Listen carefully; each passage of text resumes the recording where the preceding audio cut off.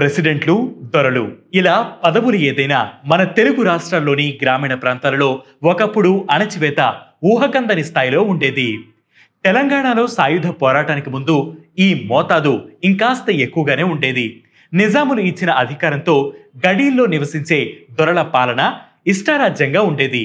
అలనాటి పరిస్థితులన్నీ మన కళ్ల ముందు కదలాడేలా ఓ ఆసక్తికరమైన నవలను దాశరథి రంగాచార్య రచించారు. అదే చిల్లర దేవుళ్ళు.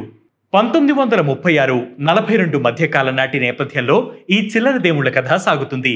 విజయవాడ నుంచి బతుకు తెరువు కోసం వచ్చే సారంగపాణి అనే సంగీత ఉపాధ్యాయుడికి ఆ ఊరి దేశ్ముఖ్ రామారెడ్డి ఆశ్రయమిస్తాడు. ఆ తర్వాత క్రమంగా సారంగపాణికి ఆ ఊరి పరిస్థితులు అర్థమవుతాయి. గడిలో అడబాపుగా పనిచేసే వనజ పాత్ర అప్పటి దొరల పాలనలో మహిళల దుస్థితిని తెలియజేస్తుంది. ఓవైపు దొర నిరంకుశ పాలన చూపిస్తూనే భావోద్వేగ పూరితమైన ప్రేమ కథను అల్లే ప్రయత్నం చేశారు రచయిత.